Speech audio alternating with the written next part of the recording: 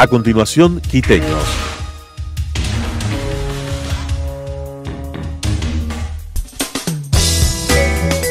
Clasificación B, bajo supervisión de un adulto.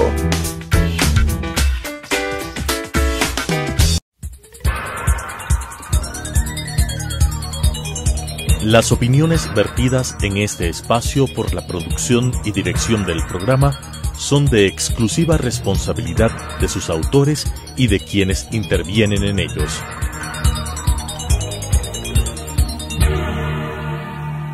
Telesucesos Canal 29 UHF presenta Quiteños, un programa diseñado por y para los quiteños, un espacio que trata temas de actualidad con enfoque al emprendimiento y a la innovación para el desarrollo de Quito, conducido por Eduardo del Pozo.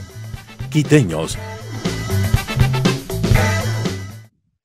Hola queridos amigos, muchísimas gracias por acompañarnos semana a semana en este programa en Quiteños. Esta vez tenemos algunas variaciones en la metodología de cómo vamos a transmitirnos en este medio de comunicación por estas circunstancias del COVID-19. Ahora tenemos que adaptarnos al teletrabajo. Como ustedes verán, estamos en nuestros respectivos hogares. Esperamos que ustedes también estén en las mismas circunstancias, que estén guardados en sus casas, acogiendo las medidas del gobierno nacional, de los gobiernos locales, justamente para tratar de evitar que la curva de esta epidemia siga creciendo y evidentemente eso signifique más pérdidas de familiares cercanos, de ecuatorianos, que nos duelen muchísimo. Por tanto, hay que tratar de quedarnos en casa la mayor cantidad del tiempo posible y para eso existen un sinnúmero de iniciativas, de medidas y demás que podremos ir conversando en este transcurso de este programa.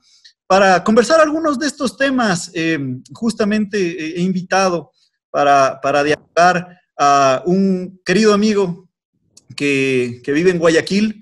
Generalmente invitamos a personas que residen en Quito, pero aprovechando esto del teletrabajo hemos hecho una cita electrónica con Pablo Rosemena Marriott. Él es presidente de la Cámara de Comercio de Guayaquil y del Instituto de Desarrollo Profesional IDEPRO. También es presidente de la Federación Nacional de Cámaras de Comercio del Ecuador. Es empresario, representante de algunas marcas internacionales, de segmentos de servicios, de franquicias y de consumo masivo. Y adicionalmente es doctor en economía y tiene una maestría en finanzas. Pablito, bienvenido, muchas gracias por acompañarnos en este programa. Quiero conversar contigo algunos temas. En tu calidad de presidente de la Federación de Cámaras de Comercio del Ecuador, no digo de Guayaquil porque tú has trascendido un poco esto, estás jugando un papel importante, coordinando con algunas empresas en algo que entiendo yo has denominado la solidaridad innovadora. Cuéntanos un poquito de qué se trata esto. Bienvenido, Pablo, muchas gracias por acompañarnos. Gracias, Eduardo, por la oportunidad. Aprovecho pues para saludarte a ti, a todas las personas que te siguen por esta plataforma y felicitarte por el gran trabajo que en tiempos tan complicados tú estás llevando adelante. Contarte que sí, que la Cámara de Comercio de Guayaquil, pero la Federación también, la Federación de Cámaras, que aglutina más de 100 cámaras a nivel nacional, tuvimos hace unas 2-3 semanas atrás la posibilidad de conocer una buena práctica y darle forma. Esta buena práctica consiste en lo que luego acuñamos como solidaridad innovadora. Entonces tomamos contacto con empresa privada y decíamos cómo podemos ayudar. Y una empresa como Holcim, que es una empresa cementera, una empresa multinacional con presencia muchos años en el Ecuador, ellos están parados ahorita completamente, no hay construcciones en este momento. Ellos se dedican al negocio del cemento, del concreto. Y por otro lado hablábamos con empresas de consumo masivo, de detergentes, de desinfectantes, donde también pues ellos en este momento, hoy la gente pues no es que todo el mundo se está volcando a comprar detergente. Decíamos de qué manera podemos crear una solución innovadora y salió la idea de combinar estas dos grandes empresas, ¿no? La empresa de cemento que tiene estos mixers, que son esos camiones grandes que todos hemos visto alguna vez en la calle que van con el cemento, con el cemento, para que no se frague, dándole la vuelta para que no se frague. Entonces, bueno, usamos esos mixers y dijimos, ¿qué tal si les metemos detergente pero en cantidades industriales? Hubo que desarrollar ahí una fórmula que los entendidos pues lo hicieron rápidamente, de cuánta cantidad de detergente y de líquido vital y de agua. Luego era el tema de, bueno, ¿y dónde lo hacemos? Entonces empezamos a tomar contacto con las autoridades, comenzamos por Guayaquil, luego nos fuimos fuera de Guayaquil a San Borondón, pero digamos a la cabecera cantonal, al pueblo, los mercados, después nos fuimos yendo para otras partes y luego tomamos contacto específicamente contigo y gracias a, pues, a la apertura que tú tuviste en tu rol y con el municipio de Quito se pudo también ponerlo en práctica y empezar, ustedes definieron ya pues con la empresa privada, en este caso con Holcim y con Unilever. Entonces, esa es una verdadera unión en acción, ¿no? Porque muchas veces la gente dice, hay que unirse, pero por otro lado van dando un palazo, pero acá realmente hay una unidad de empresas privadas que entre ellos ni se conocen, del sector público y con un solo objetivo, en este caso pues llevar limpieza y desinfección a lugares críticos de las ciudades y bueno, en Quito pues tú estuviste al frente, tú nos puedes contar mejor cómo fue esa experiencia. Oye, Pablito, ¿y en qué sectores, en qué ciudades? Porque tal vez los sectores sea una pregunta demasiado amplia por todo el alcance que ha tenido esto, pero ¿en qué ciudades se alcanzó a llegar con esta colaboración de estas empresas privadas para ayudar a limpiar? Porque la verdad es que eso ha sido una tarea inmensa, pero sumamente importante, ¿no? Sí, mira, te diría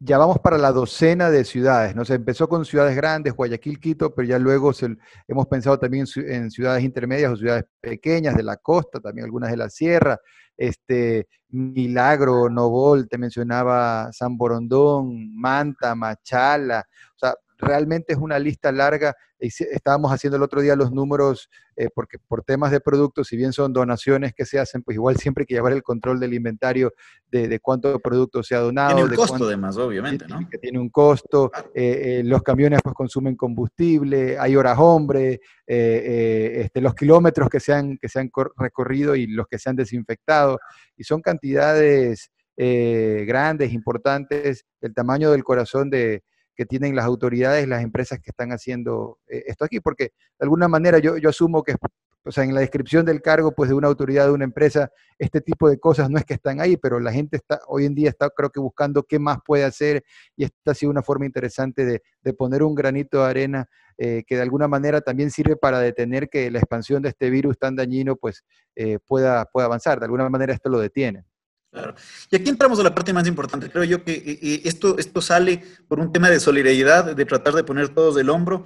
Y lo primero que hay que entender es que esto se trata de vidas, ¿no? Eso ha sido un punto importante en el que todos remamos hacia el mismo lado y tratamos de evitar la expansión del virus y, por tanto, el aumento de cantidad de fallecidos y de infectados, ¿no? Pablito, pero luego de aquello también creo que es importante entrar ya un poco más en una siguiente acción que ustedes han tomado que me parece sumamente importante. Y para entrar a aquello es importante también mencionar que la Universidad de las Américas hizo un estudio que me parece a mí bastante sólido, de lo que he podido revisar, de donde se establecen algunas cifras que podrían sonar alarmantes, pero que son reales. Determinan que cerca del 50% de las empresas ecuatorianas resiste estar paralizadas hasta 37 días. Y solo el 25% de las empresas pueden resistir hasta 70 días con la liquidez que tienen en sus respectivos negocios. Vamos acercándonos al día 30, o estamos en el día 30, y evidentemente todavía no vemos visos de que esto se vaya a flexibilizar ni que vayamos a entrar en una reactivación inmediata. Por el contrario, lo que se está hablando es justamente que tiene que haber reactivaciones paulatinas de determinados sectores y eso sin duda va a hacer que la economía y que principalmente las empresas sean golpeadas. Y luego vamos a entrar un poco a las medidas que está planteando el gobierno, pero antes de aquello, primero preguntarte, ¿qué es lo que se está pensando desde tu ámbito, desde la Federación de Cámaras? Y hay una iniciativa interesante que me llamó muchísimo la atención y a la que entiendo yo se han sumado muchísima gente que le han denominado Salvo un Comercio. Cuéntanos un poquito cómo ves tú esta situación y cómo ves esta plataforma electrónica Salvo un Comercio y cuéntanos de qué se trata.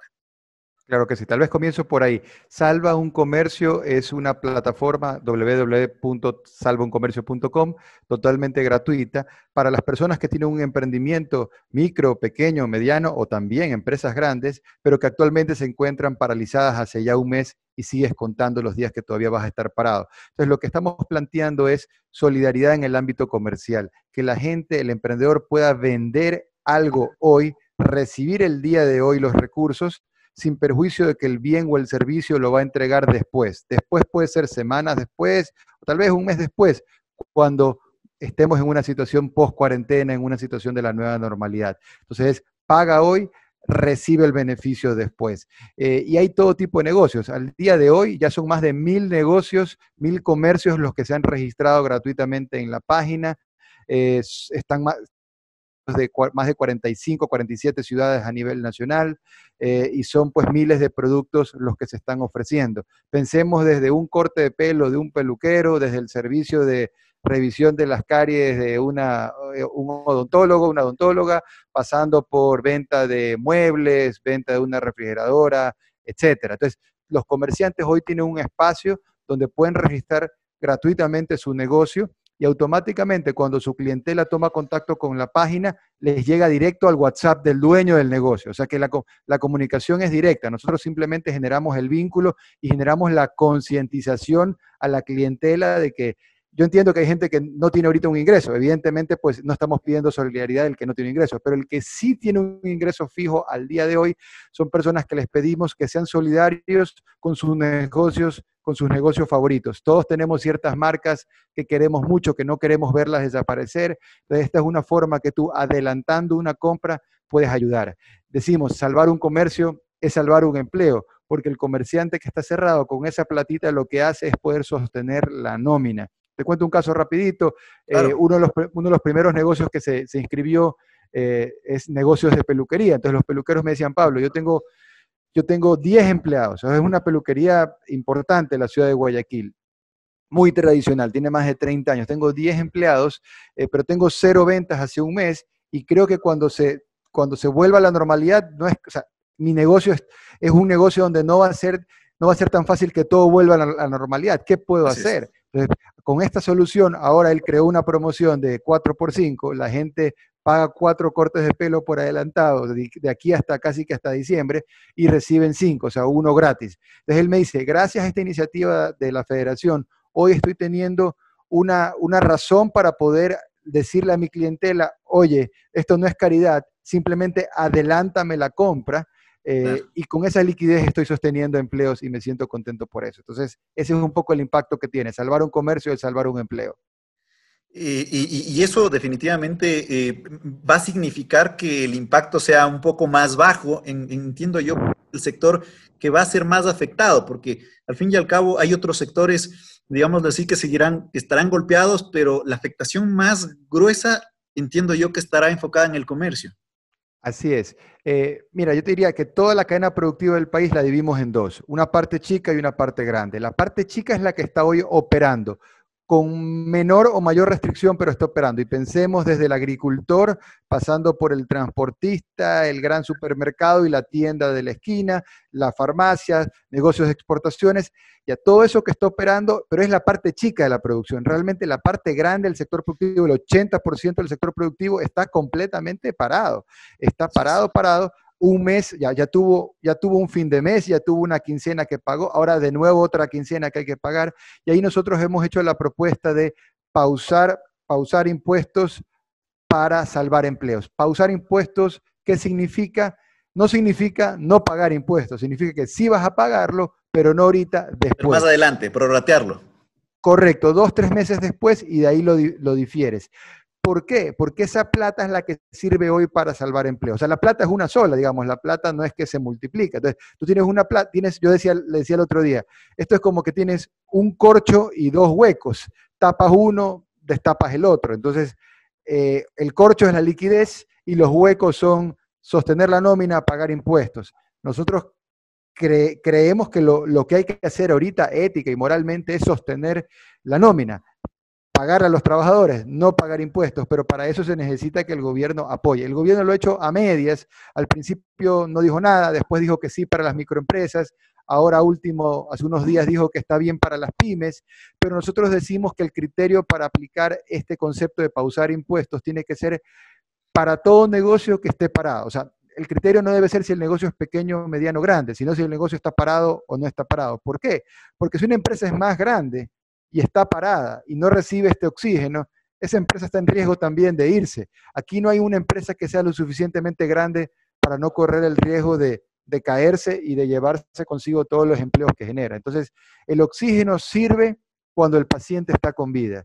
Una vez que ya el paciente pasa al más allá, y digamos, una vez que una empresa ya no tiene salida, ya no sirve cualquier oxígeno o cualquier ayuda que le quieras dar. Entonces, corrígeme si me equivoco. Lo primero que hace una empresa cuando ya los utilidades no le dan y sus finanzas no le dan, ¿no es cierto? Es tratar de reducir sus costos fijos, ¿no es cierto?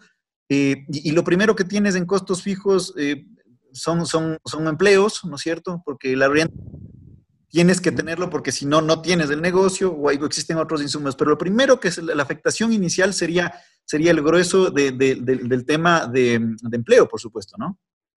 Correcto, así es. Y te digo dos cosas. Lo primero, tú decías hace un momento este análisis de la UTLA de que una pyme en promedio tiene, digamos, alrededor de 30 días. Sabes que cuando salió el análisis yo me contacté con Vicente Albornoz, que es amigo de la UTLA, y le dije, oye, en este estudio que está bien, pero tienes que tener en cuenta algo, que eso es teórico, porque en la práctica, en el mes de enero y febrero de este año, ya fueron meses muy malos, antes del coronavirus.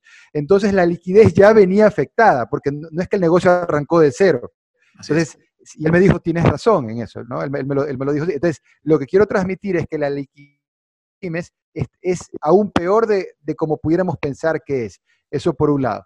Y por otro lado, claro, entonces lo que se busca salvar son los empleos, pero justamente eso es lo principal que se ve afectado cuando el gobierno no te da oxígeno. Ojo, y dar oxígeno a veces se puede entender como que nos den recursos.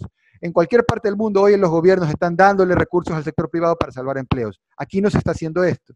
Pero lejos de darte plata, lo que están haciendo es quitarte plata. Entonces eso es lo que nos parece que es un contrasentido. Ojalá pudiéramos tener esto que alguna vez en Colombia, que lo estamos viendo en Perú, que lo estamos viendo en Chile. Es una inyección a la economía de parte del gobierno central, ¿no es cierto?, de unos cuantos puntos porcentuales del PIB que alcanzan a los 12,000 millones de dólares, en el caso de Chile, en el caso de Perú entiendo que es mucho más. Estamos hablando de miles de millones de dólares. Aquí no hemos tenido la buena iniciativa que antes sí existía, pero que durante los últimos años ya no existen, ¿no es cierto? Son estos fondos de liquidez necesarios para poder afrontar este tipo de crisis. Y ojo, que evidentemente hoy estamos viendo esta realidad. Entonces, a eso se suma que el escenario del gobierno también tiene una escasez de dólares que ya la sentíamos antes, ¿no es cierto? Un enorme déficit fiscal que por eso estaban insinuando en el mes de octubre algunas propuestas económicas de reajuste que no se llegaron a concretar, ¿no es cierto? Y también un escenario internacional complejo que no tenemos una buena imagen a nivel internacional para la consecución de nuevos créditos, para pedir prestado, para que estar un poco más en criollo a nivel internacional, o al menos a valores racionales. Y frente a eso, Pablito, el gobierno nacional nos ha presentado algunas medidas económicas que están siendo bastante criticadas, que no son fáciles de asumir. ¿Cómo les estás viendo tú como economista y como un representante del sector que genera empleo desde la parte privada? Mira, me parece que son medidas que no están conectadas a la realidad. El gobierno ha hablado de la gran unidad nacional. ¿Y quién no va a estar de acuerdo con la gran unidad nacional? Lo que pasa es que ese enunciado no puede ser una excusa para... La unidad nacional es que todo el mundo rinda pleitesía a unas ideas muy disparatadas del gobierno. Entonces, lo primero es que para que la unidad sea verdadera, las cosas tienen que ser consensuadas, al menos en sus mínimos. Eso no se ha dado. Lo segundo, en lo de fondo, el problema con lo que propone el gobierno dice, mira, en todas partes del mundo, por por cualquier razón los otros países meten plata en la economía, yo no tengo plata para meter, por lo que tú mencionabas, porque no hay ahorros, por la década anterior, porque no estoy dispuesto a reducir el gasto, por lo que sea. Entonces ahora lo único que me queda es, si no voy a meter plata, voy a sacar plata, porque necesito los recursos del sector privado, de trabajadores y de empresas, sumando en total 1.200 millones de dólares. Y el gobierno nos dice, y necesito que sea solidario y que apoye la unidad nacional, y quien no pues apoye esto es un dogmático, o es alguien que tiene algún interés creado, es un insolidario y se va a ir al infierno prácticamente, nos dicen. Ahí nos parece que vamos con calma. Entonces, ¿cuál es el problema con pretender subir impuestos en esta situación? No es un tema de dogmas y no es un tema de intereses. ¿Por qué no es de dogma? Por lo que voy a mencionar en un instante. Porque sucede que en este instante la plata reducida que tienen los negocios y los trabajadores, tienen poquita plata. Queremos que sea para sostener empleos las empresas y para los trabajadores queremos que sea para comer. Pero si tú le quitas una parte de esa plata y una parte es 1.200 millones de dólares lo que quieren sacar, ¿qué es lo que va a pasar?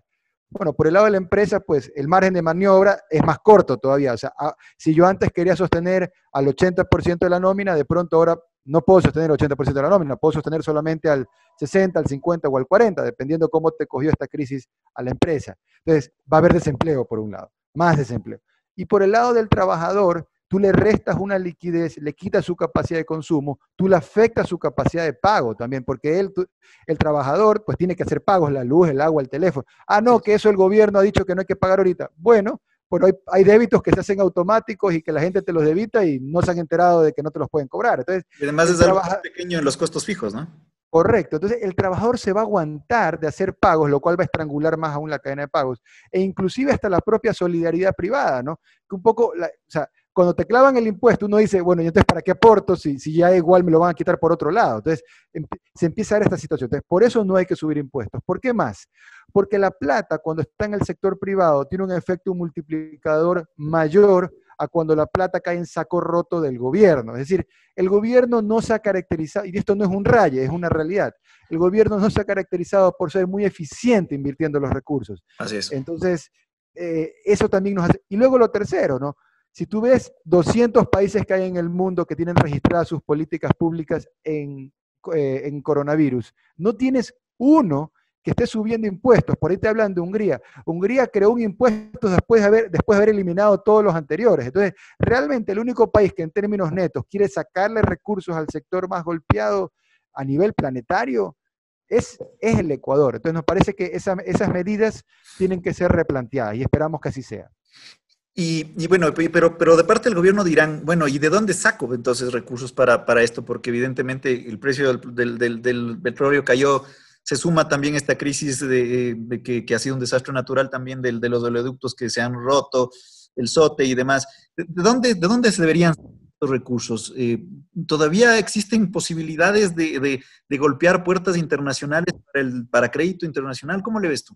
Sí, definitivamente. Yo te diría que, a ver, simplificando, dos caminos, casa adentro y casa afuera.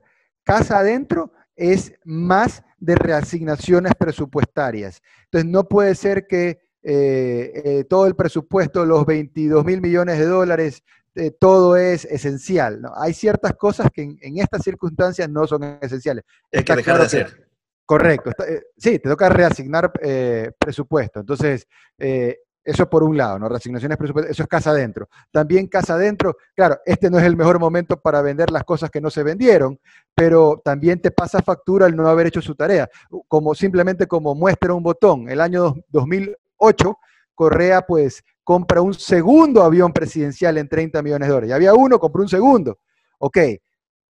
En 2017 el presidente Lenín Moreno dice, yo lo voy a vender, lo cual pues fue aplaudido.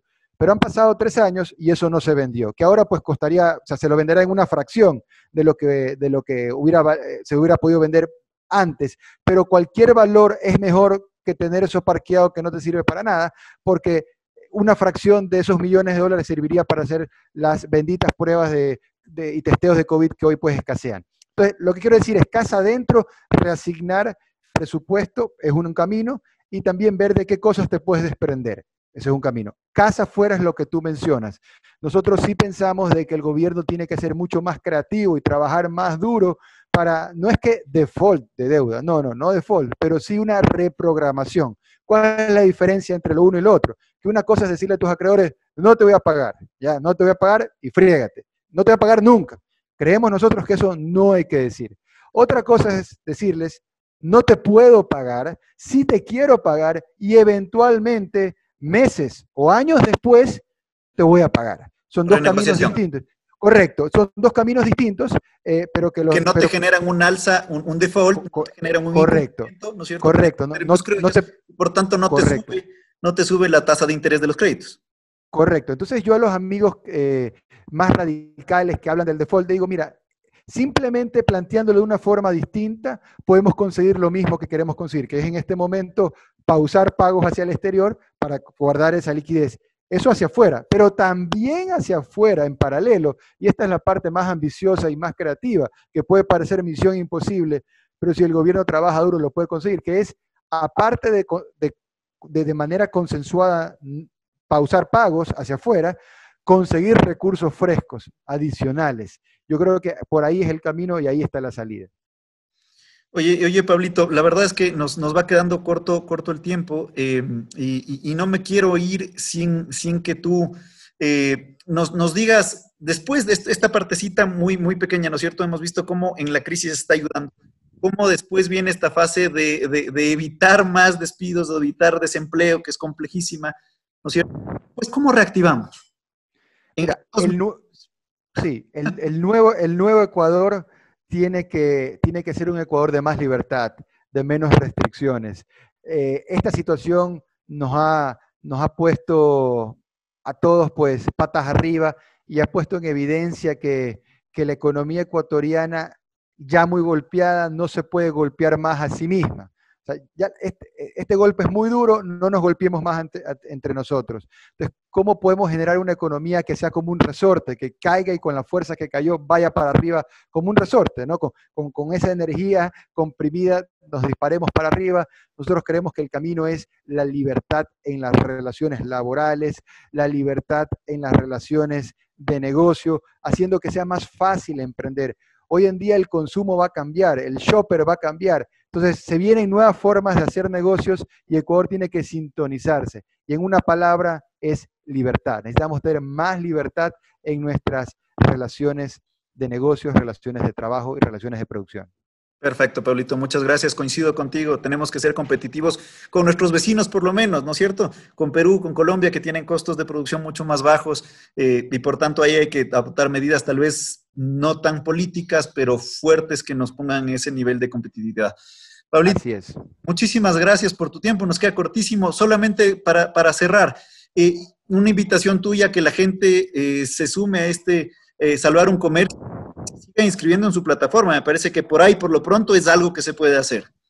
Así es. Hoy todos con la mano en el corazón a salvaruncomercio.com. Salvar un comercio es la oportunidad de ayudar al pequeño comerciante, a esas marcas que se han robado tu corazón y que hoy tú puedes ser un héroe del comercio y ayudar a los comerciantes. Paga hoy, recibe el beneficio mañana. Salvauncomercio.com. Queridos amigos, a sumarse a esa iniciativa, creo que es el momento en el que todos podemos salvando un comercio. Si es que queremos que nuestro peluquero, que la tienda, que las marcas que nos gustan después continúen, que sigan funcionando, es el momento de comprar en línea, de echar una manito, de darles esa liquidez, ese respiro para que puedan cumplir con sus obligaciones a sus trabajadores. Una vez más, gracias Pablo Arosemena Marriott por habernos acompañado. Nos ha quedado cortísimo el tiempo, ya tendremos otra oportunidad para conversar un poco más. Así es que muchísimas gracias una vez más. Y queridos amigos, a quedarse en casa, a hacer lo posible por evitar el contagio, por salvarnos nosotros mismos y salvar al resto. Les mando un gran abrazo, soy Eduardo del Pozo, esto ha sido Quiteños y nos vemos la próxima semana. Un gran abrazo a todos ustedes.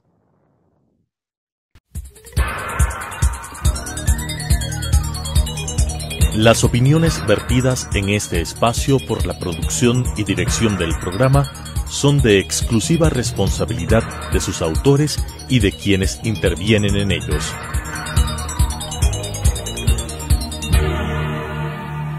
Telesucesos Canal 29 UHF presentó Quiteños, un programa diseñado por y para los quiteños, un espacio que trata temas de actualidad con enfoque al emprendimiento y a la innovación para el desarrollo de Quito, conducido por Eduardo del Pozo. Quiteños,